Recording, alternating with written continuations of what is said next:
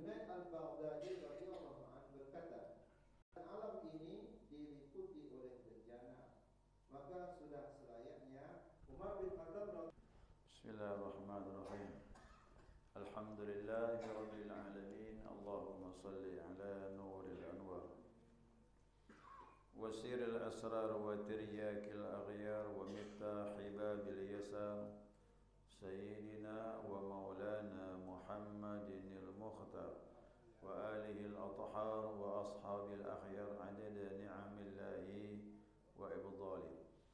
Subhanaka la ilma lana illa ma 'allamtana innaka antal alimul hakim. Allahumma dzakirna ma nasina wa 'allimna ma jahilna wa la hawla wa la quwwata illa billahil 'aliyyil 'azim. Qala musannif rahimallahu ta'ala wa nafa'ana bi'ulumihi fid dharain amin. Jemaah sekalian yang saya muliakan, Assalamualaikum warahmatullahi wabarakatuh. Alhamdulillah, senantiasa kita mengaturkan pujian dan syukur kita kepada Allah atas limpahan rahmah hidayahnya. Malam ini kita dapat melanjutkan kajian kita kata hikmah dari kitab Al-Hikam. Pengarang selanjutnya mengatakan, la tastaghrib wuqu'al akdari ma dumta fi hadhihi dar. Janganlah kau merasa heran terjadinya kesukaran-kesukaran selama engkau tinggal di dunia ini.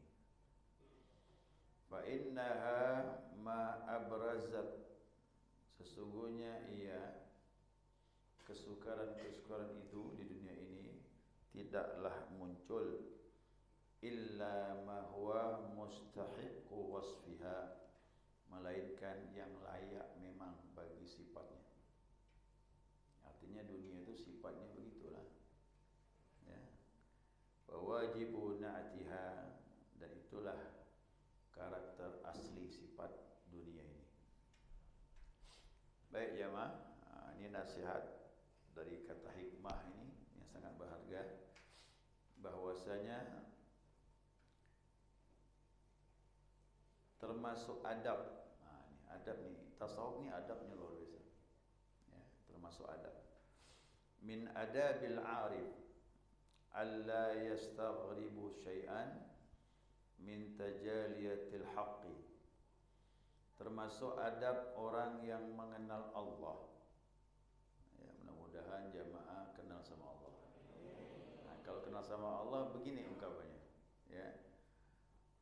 Adab orang yang mengenal Allah itu, ya, tidaklah merasa heran sesuatu apapun, ya, daripada tajalliyatil haq, yakni penampakan Allah Subhanahu wa taala kepada makhluk. Allah Subhanahu wa taala menampakkan kekuasaannya itu kepada makhluk. Dan jangan merasa heran dari sesuatu yang ada di alam ini yang terjadi dua kemungkinan, jalaliyah atau jamaliyah. Baik itu jalaliyah, kesulitan-kesulitan yang Allah tunjukkan kepada kita, atau yang kedua jamaliyah, keindahan-keindahan yang ditunjukkan kepada kita ini. Ada dua ya, ada jalaliyah, ada jamaliyah. Jadi kalau jalaliyah itu datang, ya, seperti kematian, sakit, macam-macam itulah.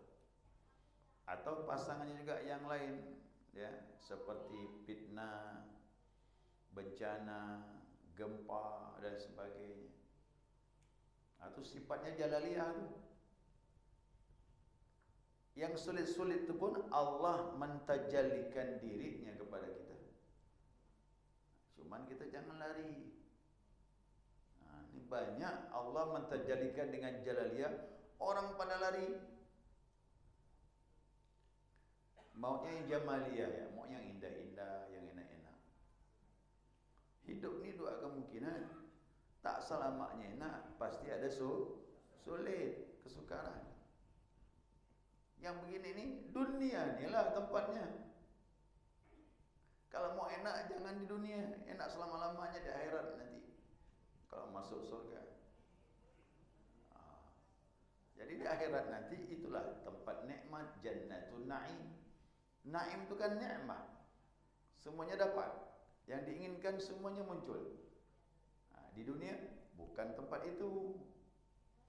Ya, dunia inilah tempat kita menerima pengaruh jalaliyah ataupun jamaliyah.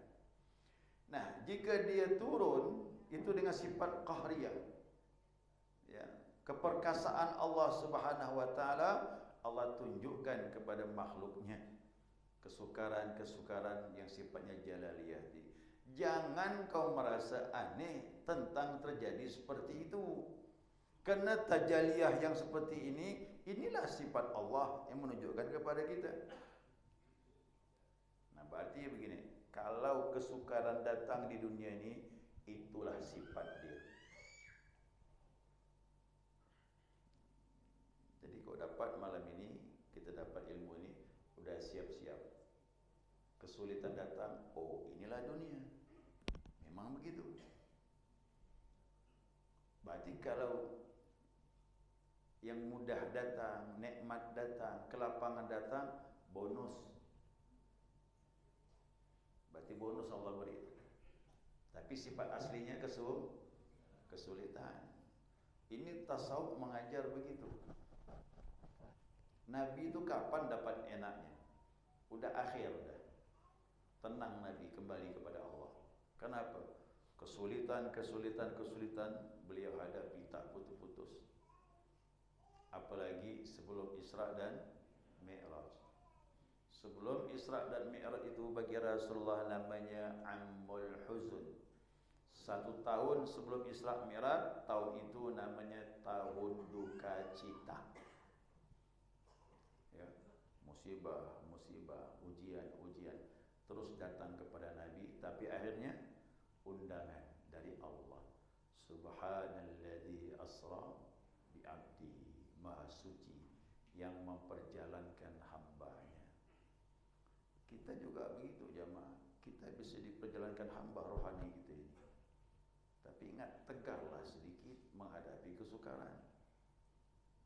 Jangan cengeng. Kalau cengeng, Allah tak melihat mana kekuatan batin kita. Orang mau diberi Allah tu persiapannya harus matang, batinnya harus kuat. Maka Nabi dapatnya tinggi, banyak. Kenapa? Persiapannya pun luar biasa. Nah, kita juga begitu. Ya, kita bisa, rohani kita bisa diperjalankan Allah. Tapi dengan syarat tegarlah sedikit. Kok dapat, tegarlah banyak. Kalau dapat. Ya. Lianna darul ahwalin. Nah, jadi dunia ini, inilah negeri hiruk pikuk, ujian-ujian datang. Nah, kita lihat salah satu khutbah Nabi kita Muhammad sallallahu alaihi wasallam. Ini Nabi berkhutbah di atas mimbar. Khutbah ini secara syariat jarang dipakai. Tapi khutbah ini ulama tasawuf mengambilnya, dimasukkannya. Ingat, jangan dengar khutbah Nabi yang indah-indah tentang surga. Tapi kesulitan-kesulitan tentang dunia pun khutbah Nabi kita dengar juga.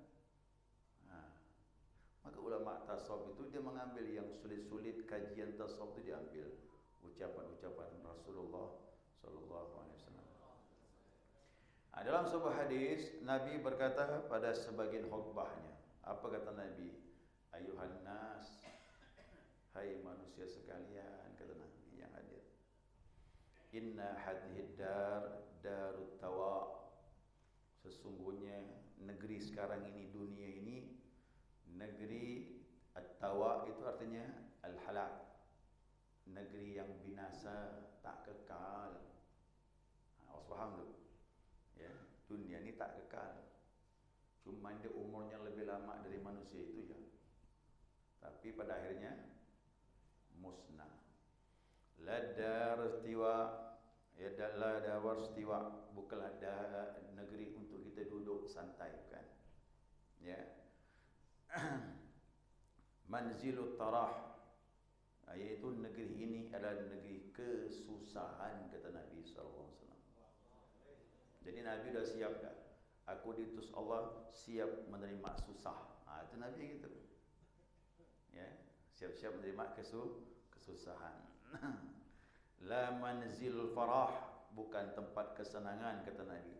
Faman arafaha lam yafrah lirakhaiha. Siapa yang mengenal dunia ini tempat kesusahan yang bakal binasa, dia tidak akan pernah senang walaupun diberi kelonggaran oleh Allah. Ingat tu, dia tak akan pernah senang walaupun diberi kelonggaran oleh Allah Subhanahu wa taala. Wala yahzan lisyaqaiha, janganlah kau susah kerana kesulitan-kesulitannya. Ingat, jangan terlalu senang dalam kelapangannya dan jangan terlalu susah dalam kesulitannya. Ala wa innallaha khalaqad dunya daral balwa. Ya, ketahuilah sesungguhnya Allah menciptakan dunia ini negeri bala, negeri ujian. Jadi kalau ada bala, musibah sebagainya, udah terimalah, memang itulah dunia. Wal akhiratu darul uqba. Sedangkan akibat bala itu kita memetik hasilnya di mana? Nanti di akhirat. Berarti musibah, bencana, kesulitan itu memupuk pahala yang besar dan memupuk hati kita biar lebih kuat terhadap Allah Subhanahu wa taala.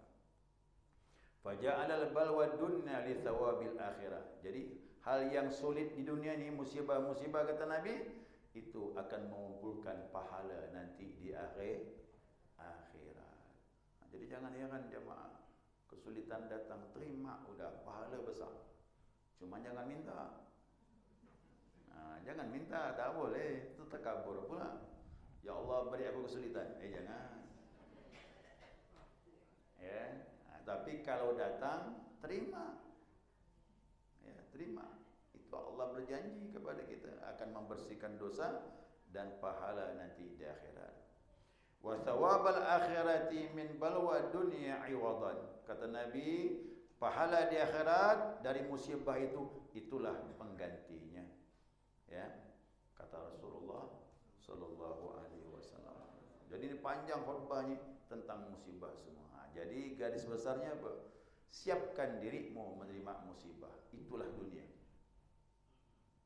Siapa hidup di dunia tidak mau terima kesulitan, jangan hidup. Ya. Jadi saya wanti-wanti memang ya. Jadi siapa tak mau kesulitan dunia, jangan hidup. Wa qala Junaid radhiyallahu an. Imam Junaid berkata, ini gurunya para sufi ini. Apa kata Imam Junaid? Aku tak keji terhadap diriku apa yang datang. Aku tak merasa keji, dia bilang. Kenapa? Sesungguhnya alam ini li'anni bagiku asaltu aslan. Ya, asaltu aslan. Dia adalah tempat asalnya negeri ini, darul hammi wal ghammi, negeri bencana dan negeri kesulitan. Wa bala'in wa fitnatin, musibah-musibah, cobaan-cobaan. Inilah dunia bagiku, kata Imam Junaid. Wa annal alam kulluhu syarrun, sesungguhnya alam ni semuanya asalnya bencana untuk kita. Ya. Nah, maka dari itu dibilang wa min hukmihi, hukumnya adalah annahu yatalaqqani bi kulli ma akraha, maka sudah sepantasnya dia datang denganku segala kesulitan-kesulitan. Wajar, kalau dia datang aku terima, kata dia bilang. Nah, kemudian dia bilang fa in talqani bima habba, apabila dunia datang kepadaku dengan sesuatu yang aku senangi, kelapangan, fahuwal fadlun, berarti keutamaan dari Allah, bonus berarti. Wa illa fal aslahu wal awal, jika tidak atau jika kesukaran datang, itulah keaslian dunia. Jadi begini jemaah, tanamkan di hati, kalaulah kesulitan datang, itu hal yang wajar, kerana dia sifat dunia. Tapi kalau kesenangan yang datang, berarti bonus. Itu ya. Ya. Jadi kita tak berkecil hati lagi. Kalau kesulitan datang, oh memang begitu. Hadap bilang, begitu dia. Nah, Abu Sulaiman Ad-Darani berkata kepada Ahmad Al-Hawari, ya Ahmad, kita dibilang, laparlah sedikit. Ya Ahmad, kalau pakaianmu tak lengkap, terimalah. Arti pakaian sederhana, tidak kayak ulama dengan imamah, dengan jubah, hanya sekedarnya saja, terima. Kemudian kalau makanmu sedikit, terima. Sesungguhnya hari-hari dunia ini dia datang kepadamu seperti itulah dia. Berarti kalau lebih, bonus. Faham ya? Jadi kita bisa makan 2 kali, bonus berarti. Bisa ngemel lagi, bonus berarti. Ya, menurut Nabi, ya, menurut Aisyah, keluarga Rasulullah sallallahu alaihi wasallam jarang bisa makan 1 hari 2 kali. Berarti kita alhamdulillah, syukurlah kita ni. Kapan kita bersyukur? Makan 2 kali, dapat sarapan lagi. Ya, belum nyambil-nyambil. Banyak. Buka di kulkas, masih banyak juga yang mesti dimakan. Ya. Fala tastaghribu ayyuhal 'arif, maka janganlah kau heran wahai orang yang mengenal Allah, ma yaqamu bika, apa yang terjadi kepada dirimu, au li ghairika minal aqdar, atau dari selain dirimu kesukaran-kesukaran datang. Madumta muqiman fi hadhihi dar, selama kau tinggal di dunia ini, terima. Itulah karakter dia. Nah, tidaklah muncul kecuali sifat aslinya seperti itu.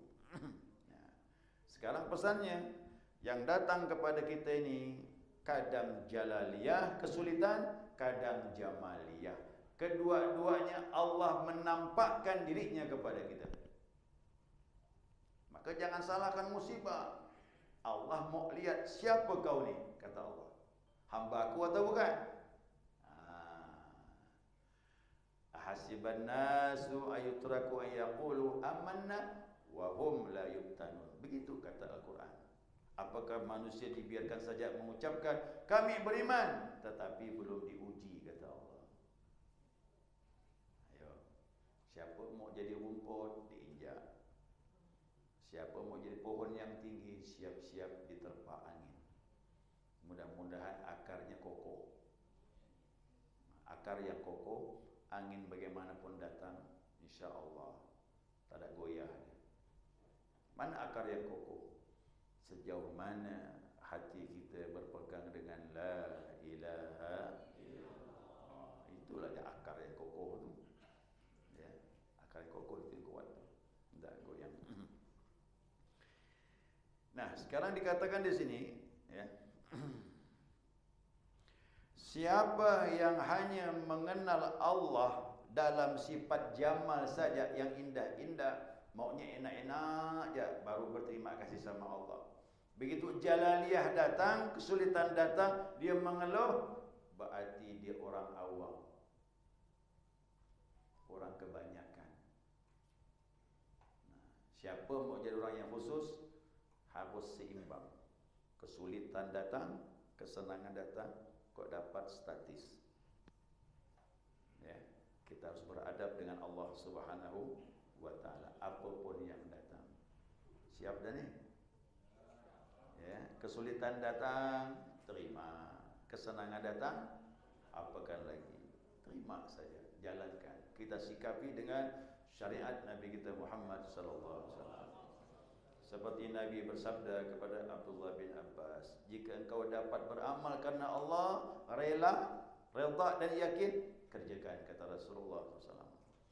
Ya, Tapi jika kau tak mampu, bersabarlah. Bersabar itu kata Rasulullah merupakan keuntungan yang amat besar. Jadi kesulitan datang, sabar. Kelapangan datang, bersyukur kita kepada Allah Subhanahu wa taala karena Allah beri kita bonus. Ya. Nah, kita lihat ini, ada perbezaan antara dua perempuan menghadapi anugerah Allah Subhanahu wa taala. Siti Maryam dengan Siti Sarah. Siti Sarah ini istri Nabi Ibrahim alaihissalam. Siti Maryam ibunya Nabi Isa. Ada suami tak? Tidak. Kedua-duanya dapat anak. Siti Sarah dapat anak, umurnya sudah lanjut. Seperti ibu-ibu sekarang lah umur 60, hamil. Gimana bu? Aneh dah tu? Aneh. Umur 60 tahun bisa hamil. Siti Sarah umur sudah lanjut, hamil. Kan tak punya anak Siti Sarah tu awalnya. Makanya Nabi Ibrahim mengambil Siti Hajar sebagai istri. Hamillah Siti Hajar, dapat Ismail. Tak lama Siti Sarah pun hamil, walaupun usianya sudah lanjut. Dapatlah anak bernama Ishak. Ishak dapat anak nama Yakub. Yakub dapat anak nama Yusuf. Ini nabi semua tu Pak. Nah, Nabi Ismail dari Siti Hajar. Dari Ismail ke bawah kosong, tak ada nabi. Terus kosong. Terakhir Nabi Muhammad sallallahu alaihi wasallam. Kita lihat di sini ya. Siti Sarah dia berpredikat sadiq, tidak siddiq. Nah, sedangkan Maryam siddiqah. Kalau Siti Sarah sadiqah. Apa bedanya sadiqah dengan siddiqah? Kalau sadiqah yang benar saja, kalau siddiqah dibenarkan oleh Allah. Maka siddiqah lebih tinggi, maka gelar yang hebat pada Abu Bakar. Siapa dia? As-Siddiq. Oh, mantap. Gelarnya luar biasa. Nah, Siti Maryam sama. Wa ma Isa bin Maryam illa rasul wa ummuhu siddiqah. Tiadalah Isa kecuali seorang rasul dan ibunya siddiqah, bukan sadiqah. Siddiqah. Apa sebab?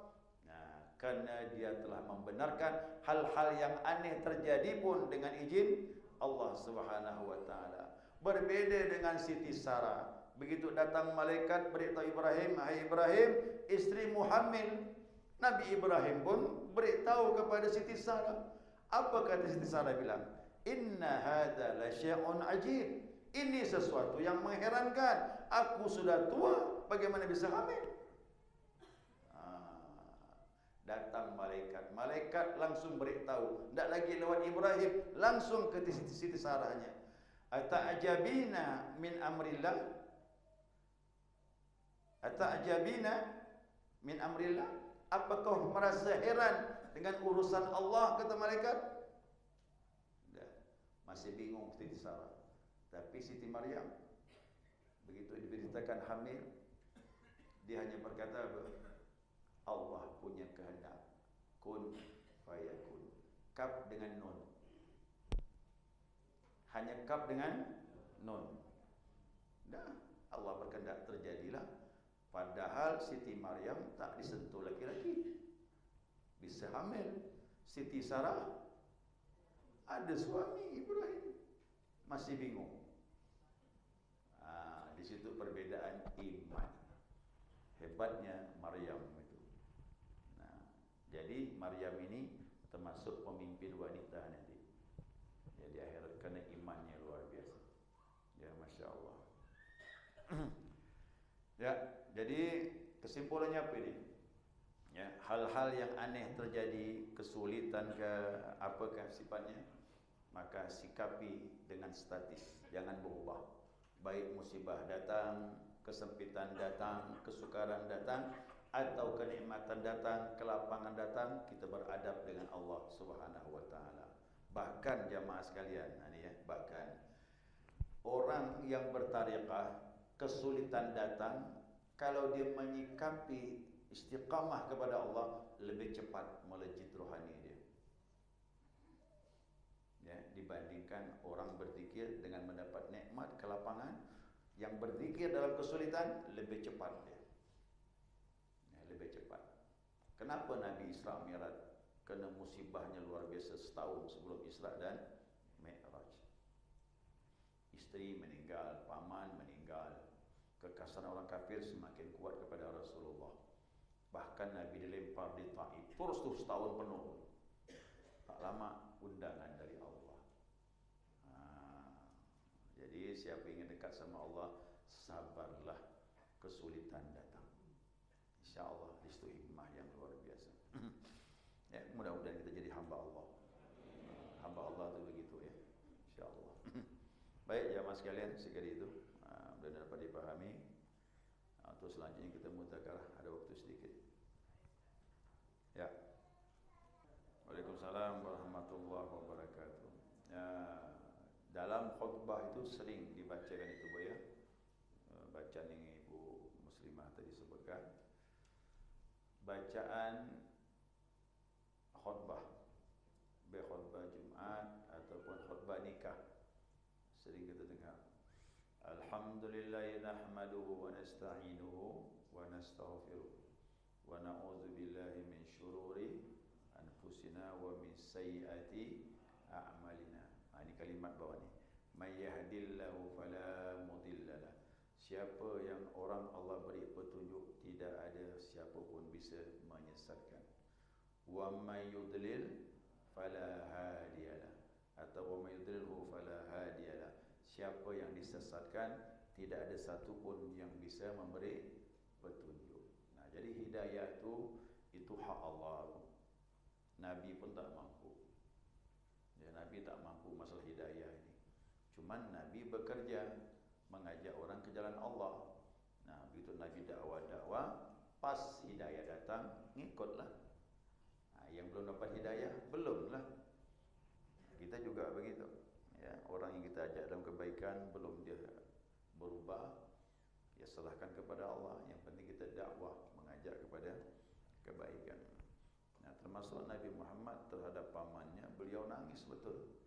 Nangis mengenangkan kebaikan pamannya Abu Talib, membela Rasulullah dari kecil, memelihara, menjaga daripada intimidasi orang-orang kafir Quraisy.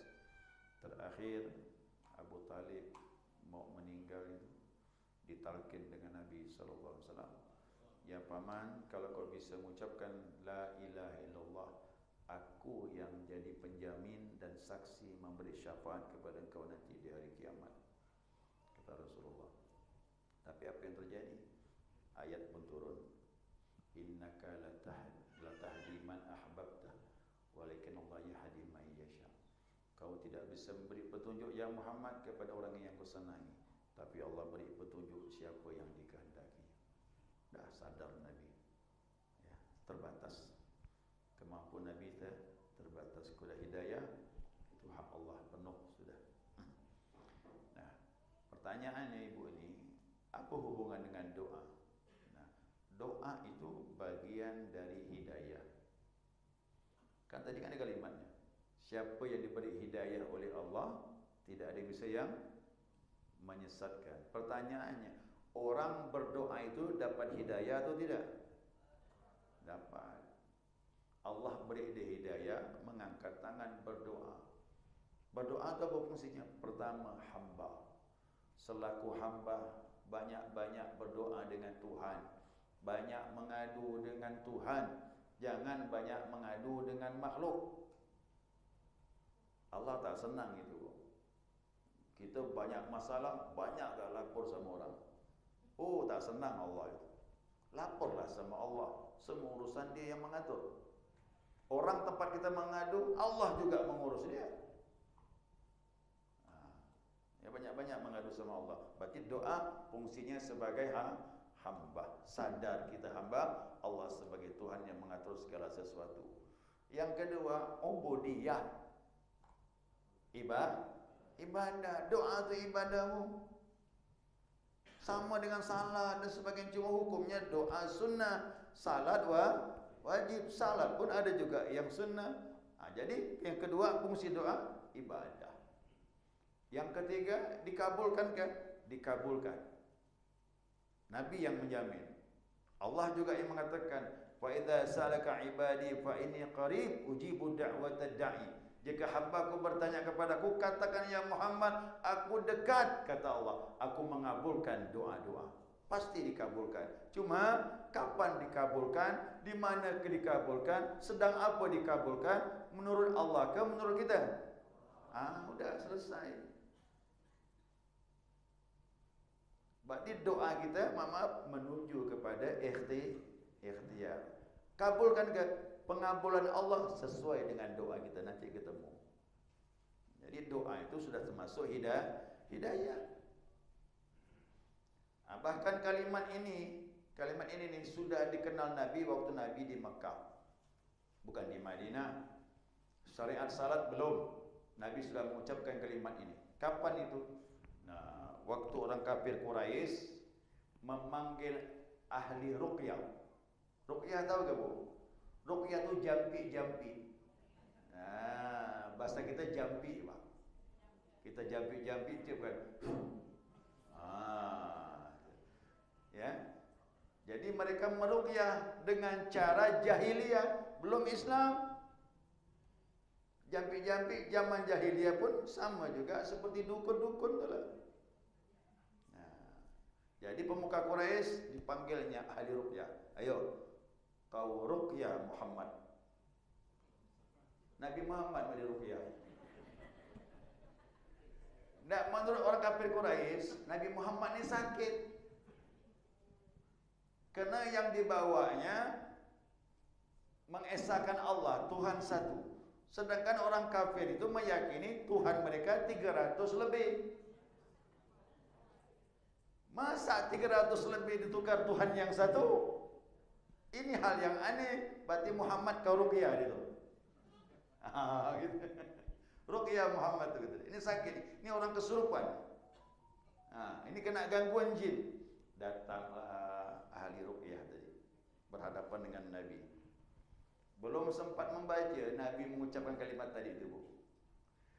Alhamdulillah nahmaduhu wa nasta'inuhu wa nastaghfiruh wa na'udzu billahi min shururi anfusina wa min sayyiati a'malina. Man yahdihillahu fala mudilla lahu wa man yudlil fala hadiya lahu. Asyhadu an la ilaha illallah wa asyhadu anna Muhammadar Rasulullah. Sampai situ Nabi ucapkan. Langsung datang ahli ruqyah tadi. Itu kalimat kau dapat dari mana? Dari Tuhanku, kata Rasulullah. Begitu indahnya kalimat itu. Aku pakai kalimat yang terakhir. Asyhadu an la ilaha illallah wa asyhadu anna Muhammadar Rasulullah. Kualat. Nabi nak diruqyah, akhirnya masuk Islam. Jadi itu kalimat pemungkas tuh. Kena dia dah. Kalau Allah beri petunjuk, tidak ada siapa yang bisa langsung dapat hidayah tuh ahli ruqyah tuh. Langsung dia syahadat depan Nabi sallallahu alaihi wasallam. Jangan main-main dengan Nabi. Ya. Begitu juga orang-orang ahli zikir jangan diruqyah. Yang meruqyah itu yang sakit. Gitu. Ya, ahli zikir jangan diruqyah.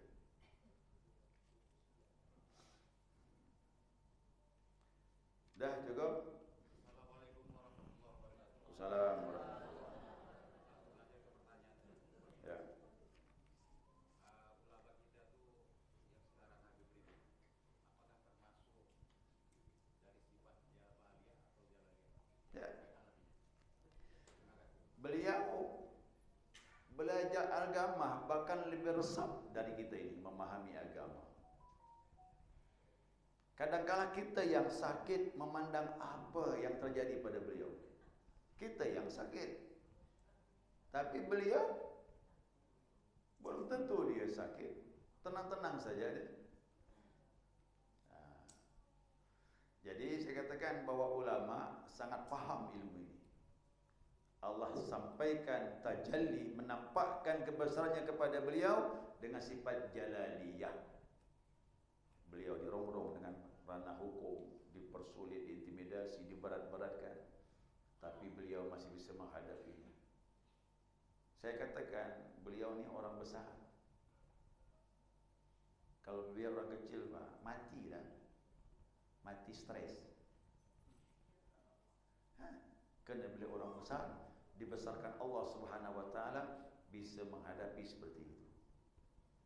Makanya kalau kita faham ilmu tasawuf, beliau bukan orang sembarangan.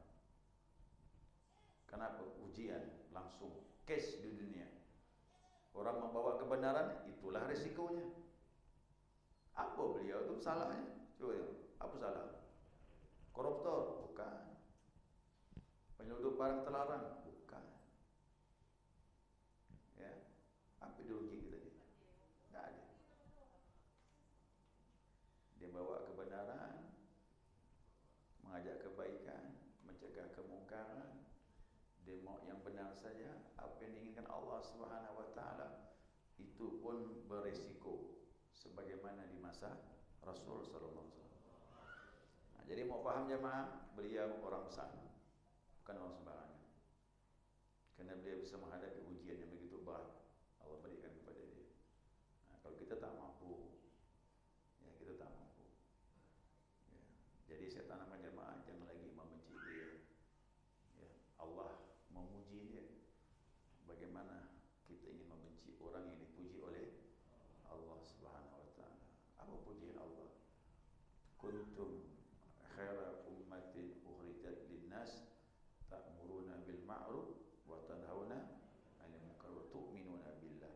Itu pujian Allah kepada dia.